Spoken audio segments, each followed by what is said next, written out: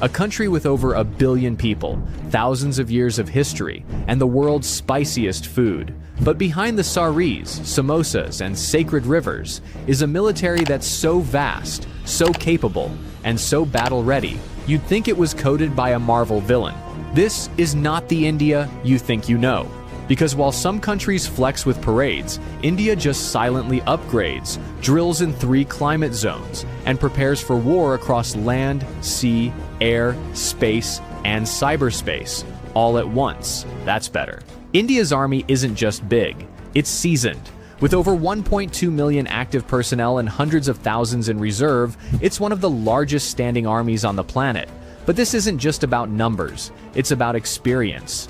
While some armies do war games in the desert once a year, Indian soldiers are literally fighting real skirmishes in the Himalayas, guarding borders at -30 degrees Celsius, and tracking insurgents through monsoon-soaked jungles. Imagine doing combat patrols with frozen eyelids or humidity so thick your socks turn into soup. That's Tuesday in the Indian Army. And then we get to the elite units, Para-SF, India's special forces that train to jump into war zones from 30,000 feet up.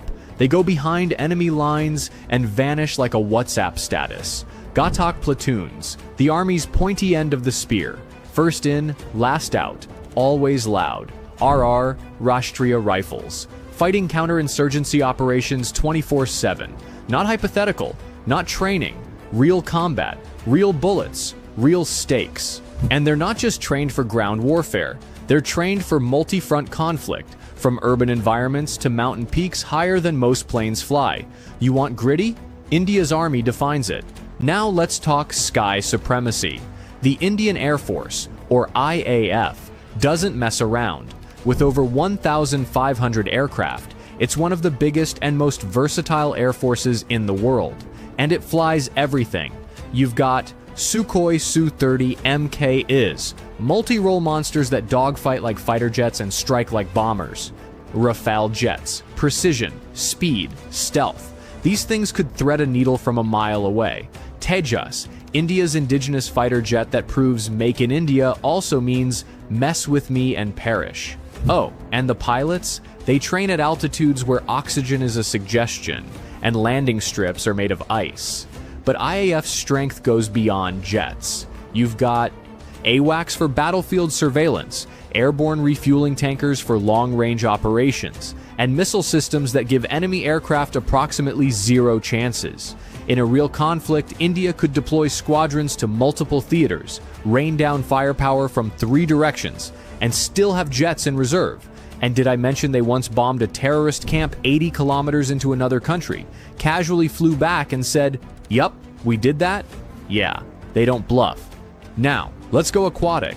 India's Navy is the silent assassin of South Asia. It guards over 7,500 kilometers of coastline, controls key shipping lanes in the Indian Ocean, and has eyes on every passing vessel. We're talking aircraft carriers, INS Vikrant and INS Vikramaditya, stealth destroyers, frigates, corvettes, and landing ships, and nuclear submarines that can launch ballistic missiles from under the damn ocean. The Navy doesn't just protect, it projects. It performs joint drills with the US, Japan, Australia, France, you name it. Why? Because India knows something every superpower knows too. Whoever controls the Indian Ocean controls trade, and India has home field advantage. Plus, if things ever go nuclear, the Navy has INS Arihant, the nuclear-powered submarine with second strike capability. Meaning, even if everything else is taken out, India can still end you from under the waves. Their missile arsenal is no joke. Agni series. These are not firecrackers. They're long-range nuclear-capable ballistic missiles. BrahMos, one of the fastest cruise missiles in the world, co-developed with Russia. It hits targets faster than most people hit the snooze button. And they're not stopping there.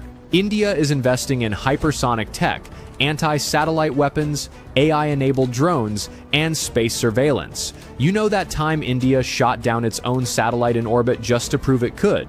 Yeah, that was the military equivalent of flexing in zero gravity.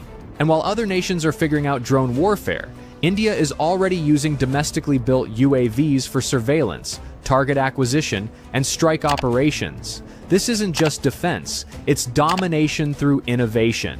Not all wars are fought with bullets. The country knows the next major war could start with a keyboard, not a gun. So the country is building one of the most formidable cyber defense and cyber offense teams on the planet. They've got CERT-In, India's Cyber Emergency Response Team; RAW, the shadowy foreign intelligence agency that makes MI6 look like the Scooby-Doo gang; NTRO, the tech spy wing that focuses on signals intelligence, satellite interception, and cyber espionage. From protecting infrastructure to disrupting terror networks, India's digital warriors are already fighting tomorrow's wars, today.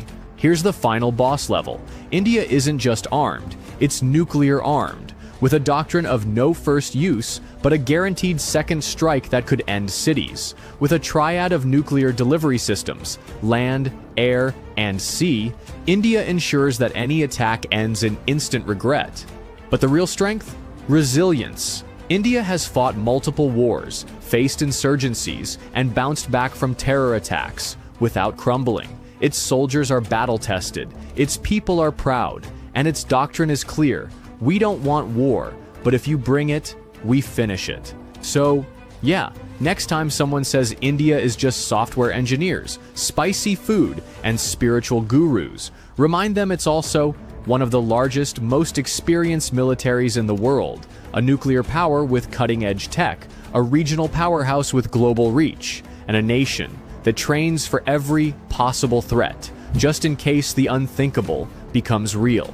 And while India believes in peace, it's fully prepared for war. Hit that like button if you get strength, especially when it has 1.4 billion people behind it. Until next time, stay smart, stay curious, and maybe don't pick a fight with India.